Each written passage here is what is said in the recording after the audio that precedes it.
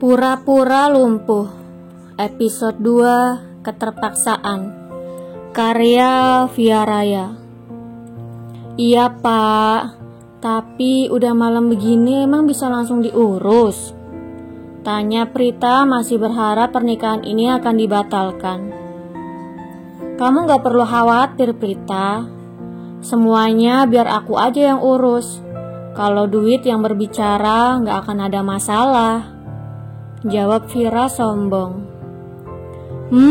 Sombong, kata Prita sambil memajukan bibirnya. Ini orang satu emang sombongnya gak ketulungan banget. Sok kaya, nyebelin, ngeselin. Pokoknya semuanya ada deh dalam diri dia. Awas aja kalau gue udah nikah jadi istrinya. Bakal gue hambur-hamburin uangnya sampai tak bersisa. Batin Prita tertawa bahak-bahak. Bukannya sombong, tapi fakta, sahut Firas. Sebenarnya Firas itu tampan, hanya kakinya saja yang lumpuh. Jika dilihat-lihat, ia merupakan pria laki-laki idaman semua wanita. Ganteng iya, kaya iya, lumpuh iya. Maksudnya itu kekurangannya, batin Prita lagi. Ngomong-ngomong, ini udah malam loh ya, tapi situ kok gak pulang-pulang, kata Prita mengusir secara halus. Ngusir nih ceritanya. Lagian ini rumah juga bakal jadi rumah aku, sanggah Vira tidak mau kalah. Terserah situ aja lah biar seneng, balas Prita malas. Ya udah pak, bu, saya pamit pulang dulu ya. Gak enak udah ada yang ngusir, kata Firas melirik ke arah calon istrinya. Susilo meremas kedua lututnya menahan amarah akibat sikap sang putri yang tidak habis-habisnya membuatnya malu di depan Firas. Entah apa yang akan ia lakukan nanti setelah calon menantunya pulang. Bagi yang merasa aja sih, sahut Prita memutar bola matanya malas. Gak usah didengerin Firas, Prita emang orangnya begitu, kata Wati membuat Firas tersenyum. Hati-hati ya di jalan ya Firas, ucap Susilo sambil menepuk bahu Firas. Iya pak, bu, saya pamit pulang. Prita mendengar suara Firas yang semakin menjauh tanpa melihat wajahnya, karena memang gadis itu langsung pergi ke kamar. Setelah kepulangan Firas, Susilo dan Wati menyusul Prita ke kamarnya.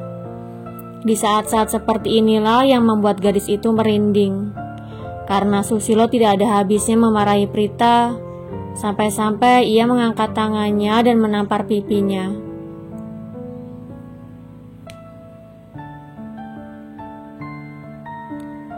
Dasar anak tidak tahu sopan santun, diajarin bener-bener tapi kayak gak pernah diajar.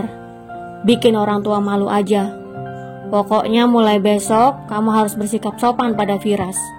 Kalau sampai bapak dengar ataupun melihat kamu seperti tadi, bapak anggap tidak mempunyai anak seperti kamu.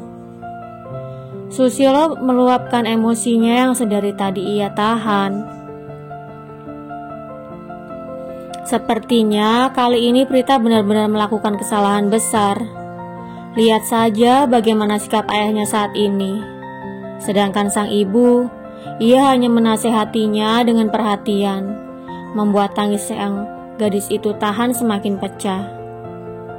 Maaf pak, bu, aku cuman gak pengen nikah sama dia aja, batin Prita menangis kesakitan. Semenjak kedatangan Firas ke rumahnya, Prita sengaja berkata kasar agar pria itu mengurungkan niatnya. Walaupun rumah yang akan menjadi jaminannya, tapi jika Prita diberi kesempatan, ia akan belajar dengan giat dan setelah lulus sekolah nanti, ia akan mencari pekerjaan untuk mencicil hutang keluarganya.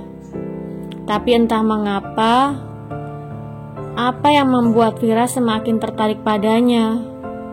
Apa jangan-jangan dia tahu alasan Prita bersikap tidak sopan? Malam ini Prita benar-benar tidak bisa memejamkan matanya sama sekali. Air matanya tidak henti-hentinya mengalir. Sampai saat waktu subuh tiba, ia baru terlelap. Dan ketika sang ibu membangunkannya, matahari sudah menyapa. "Loh, mata kamu kenapa sayang?" tanya Wati melihat mata putrinya membengkak. "Nggak apa-apa kok Bu, kayaknya semalam Prita digigit semut deh, makanya mata Prita bengkak begini," jawab Prita beralasan. Padahal semalam air matanya bagai hujan deras yang tidak berhenti mengalir. Entah perasaan apa yang ia rasakan saat ini. Tercetak jelas di matanya bahwa hanya keterpaksaan yang terlihat di cermin. "Sebentar lagi penata rias datang, kamu cepatan mandi sana," kata Wati mendorongnya ke kamar mandi.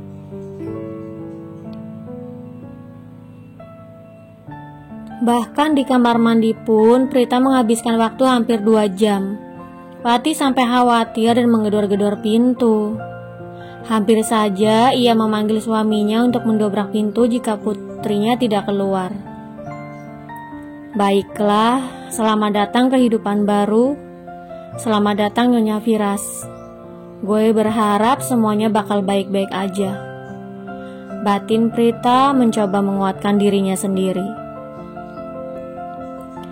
Prita keluar menuju ruang tamu. Di sana sudah ada beberapa keluarga dari pihak keluarganya dan keluarga dari pihak calon suaminya.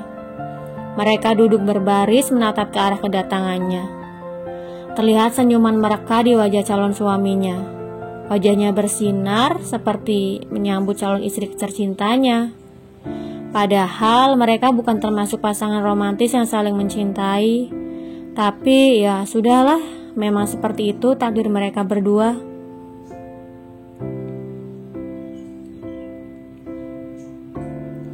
Wati memposisikan putrinya duduk di sebelah Firas, memakaikan kerudung di atas kepala mereka berdua. Kemudian Pak Penghulu bersiap-siap untuk memulai. "Saya nikahkan dan saya kawinkan saudara Firas Korten bin Abdullah Korten dengan Prita Laura binti Susilo dengan mas kawin berlian 77 karat dibayar tunai." Pak Penghulu mengucapkan kata-kata sakral itu dengan khusyuk. "Saya terima nikah dan kawinnya Prita Laura binti Susilo dengan mas kawin tersebut tunai," ucap Firas tegas. "Bagaimana para saksi? Sah?" tanya Pak Penghulu pada semua saksi yang ada. "Sah." Ketika Firas mengucapkan kata-kata itu, hampir membuat Prita berhenti bernafas. Karena cita-citanya untuk menikah dengan orang yang gadis itu cintai telah gagal. Namun ini sudah menjadi keputusannya. Jadi apapun yang terjadi nanti, ia berharap bahwa ia tidak akan pernah menyalahkan siapapun. Entah itu ayahnya ataupun ibunya.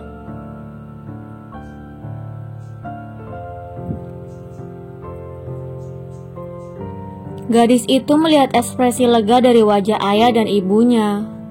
Ia berusaha menguatkan dirinya sendiri bahwa keputusannya menerima pernikahan itu memang sudah benar. Setelah akad nikah selesai, ia langsung dibawa pulang ke suaminya tanpa membawa barang sekecil apapun. Ia hanya membawa pakaian kebaya saja yang ia kenakan saat ini.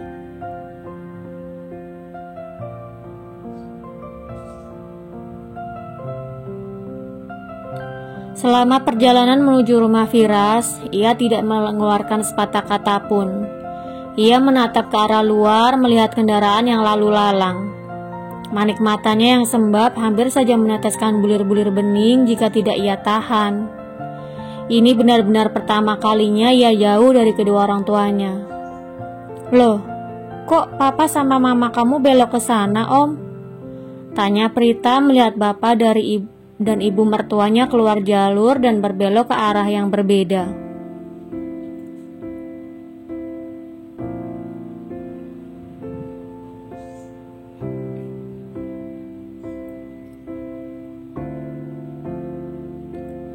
Siapa yang kamu panggil Om?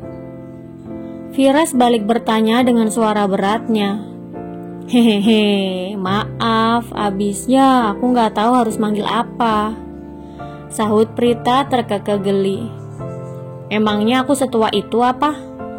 Panggil aku Mas atau kalau enggak panggil aku sayang, kata Firas meminta istri kecilnya memanggilnya dengan sebutan sayang. Gak pantas kalau dipanggil Mas, emang udah tua kok, gak nyadar ya, sahut Prita bergurau. Prita, teriak Firas merajuk sambil menyentil dahi Prita. Bersambung. Jangan lupa untuk like, komen, share, subscribe, dan tekan tombol lonceng untuk mendapatkan notifikasi episode selanjutnya. Terima kasih.